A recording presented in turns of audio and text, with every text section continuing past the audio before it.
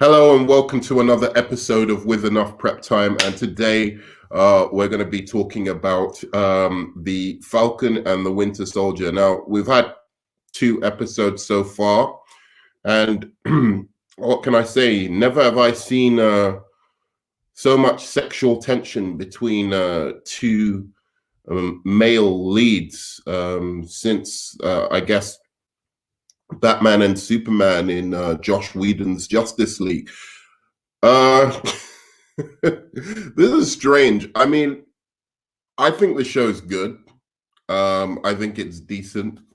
I know a lot of people online are, it's got a lot of high reviews, 93% on Rotten Tomatoes. I wonder what the audience review is of this. 70% average audience review. As I suspected, the audience review is much lower than the critics review. Look, it's a decent show.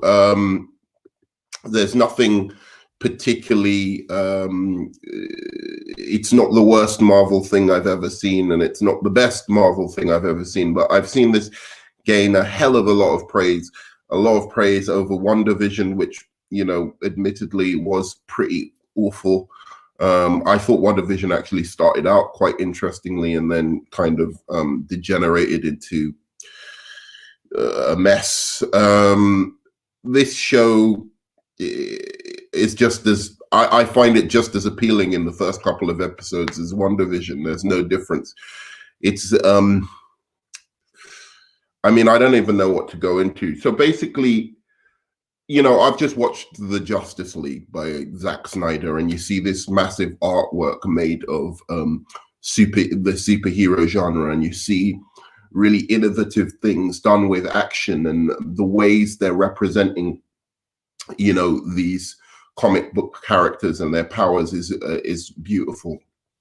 You can pause any panel, pause any scene in a Zack Snyder movie, or even in, to be fair, even to most DC movies, you can pause most of the scenes, and they look like they could be ripped straight out of a comic book panel. That's the same with, I'd say, even Wonder Woman 1984, as bad as it is. There's a beauty to the composition of the of each scene, and I think I finally found my disconnect with the MCU, because this is a fine show. I'm not going to pretend like this is a bad show. This is a good show, and anybody who likes the MCU so far probably should like this show. And I'll give it this: it's less obnoxious with the comedy. It still has some quite a lot of comedy in there, but it's less obnoxious. It's still not funny, but it's less obnoxious. And they go much more for a kind of more grounded approach with this show. But I figured out my disconnect with the MCU, which is a lot of the time the MCU is translating the comic book genre into action movies, right? It's or action shows, or whatever you want to call it. And to be honest, I wish this was just an action movie. It seems more, it seems like it would be better paced if it was just an action movie. There's not a lot of story here. There's not a lot of compelling characters in the lead that you want to stretch this out so far. Anthony Mackie is an incredibly charismatic guy, and Anthony Mackie and Sebastian Stan, who are the leads as Bucky and Wilson, are charming actors, but they don't have a lot to really chew into here, and a lot of the drama in this show seems rather artificial. But they're good actors. They're amazing actors, and but they haven't, there's not their backstory, and which we've already seen play out, over the Marvel, epic that has been, the different phases of Marvel. Their backstory is essentially, we know it. So there's not a lot to explore in terms of them as individuals, that merits having this long form, show, 9 shows that they're going to do. We already know their backstory, so there's nothing to explore there. All we have to explore is the situation, the case, what's the mission that they're on. And the mission, to be fair, isn't really that intriguing, I have to be honest. So between that, I think that there's a good film here. Basically, I mean, I might change my mind as this goes on, but it seems the same as WandaVision. It's like WandaVision was a good movie. That could have been a great movie, not not this weekly television show. But here's my disconnect with Marvel, I think, and as I said, I'm more into comic books, and I think people who are more into comic books are into DC movies, and people who are more into just watching movies are into the MCU, and that's why the MCU is more popular. The people who are actually genuinely into comics, who read comics, are not a mass of the population. They're I think they're a very niche audience. They're a very small minority of people. People who actually like the cartoons, like the animation of these characters, love the comic storylines, that kind of thing. I think DC appeals more to them because what the DC brand does, or the DCEU brand does, is put these comic books and bring them to life on screen. I don't know if that's been a plan of DC, or if that's just incidental, like that they just happen to have done that haphazardly. But that's mainly been the thing. Whereas the MCU, even my favorite MCU movies, are the most comic booky ones, really, like Avengers one, like Iron Man one, like Captain America. I'll give you a great example, like Captain America Winter Soldier is a great movie, and I actually really like it, but I've only seen it twice. I've seen Captain America 1 more, I think, than I've seen Captain America Winter Soldier, because it's an action movie that doesn't require a second viewing. And that's what a lot of Marvel films are. They're like these basic action movies that really don't require that much. You watch it, it's good, and you get everything about it. There's no need to delve in again to see anything you've missed, any Easter eggs, anything like that, because it's all one and done. Great movie, great thing. And if you're into movies, as I said, like more than you're into like the comic book source material, you'll be, or like TV shows as well. If you're into like long form TV shows, the MCU is really for you. And I'm going into the critique of this particular episode and show after this. But I think if you're really into comic books and you really want to see comic books and the powers and the characters and whatever come to life, I think actually the X-Men Fox universe did it a little bit better, and certainly the DC did it better. But again, that isn't got a mass appeal necessarily. So comparing it, like just having seen the Justice League this week, it's like, it's night and day. I mean, like in terms of the artistry in the development of the film. And yes, Justice League is a little bit more lax in terms of its structure, the structure of its storytelling, but so are comic books. So comic books are sprawling epics, and that again just appeals much more to me. So that brings me to this show, and I suppose the problem I have with doing a critique on it is it's very unfair of me, because I know that people who are into the MCU would like this. If I was to rank it in terms of the MCU and how people who like and enjoy the MCU would enjoy this show, I would have to rank it like an 8.59 out of 10. If I was to rank it from how I like this show subjectively, I'm giving this like a 6. I wouldn't even watch this again, like another episode necessarily again. It just doesn't intrigue me at all. The action is pedestrian. The powers are just like people with super strength, which isn't very interesting. And the plot is like, it's not that intriguing. Anthony Mackie as Sam Wilson, or the Falcon, God bless his soul, he's a very charismatic man, but the Falcon is not a great superhero character. Neither is Bucky. Well, Bucky Barnes is in the comics, but certainly as he's been presented as the Winter Soldier in the movies thus far, he's not like somebody I want to watch like fucking 9 episodes about. Neither is Wanda or Vision. You know, all of these secondary characters that the MCU is like now rolling out as, you know, interesting characters to watch. It's just like, no, I want to see Captain America, Iron Man. Basically, that's it. I mean, of the MCU, I want to see them face villains.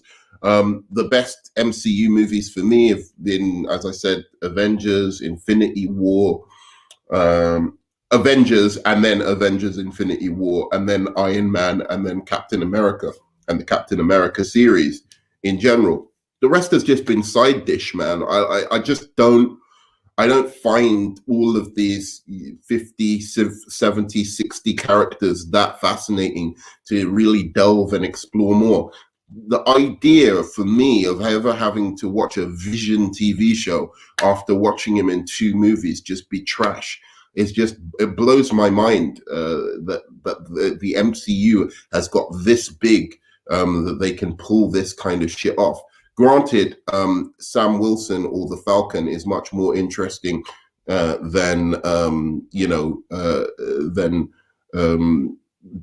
Vision and Wanda. Wanda's interesting. I like her because she's powerful, but certainly more interesting than Vision. Granted, they're more interesting, but they're not that much more interesting. Let's face it. So in terms of the storyline of this show, it's kind of like playing out like a buddy cop show, where it seems like there's I don't know what exactly they're trying to explore. I think they're trying to give Anthony Mackie's character, Sam Wilson, some depth by going back into his family dynamics and showing how his family were a boating family, probably in Louisiana or something like that, and they can't afford their boat anymore.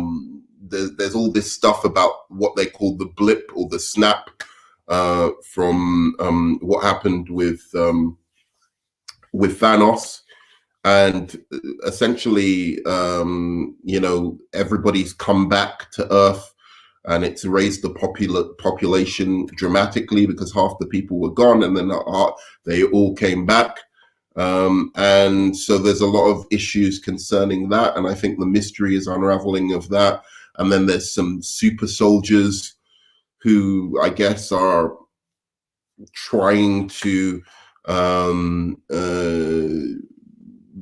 start a revolution because of what happened with the blip, I guess. So Sam and Bucky are after those guys, and that's their buddy cop mission.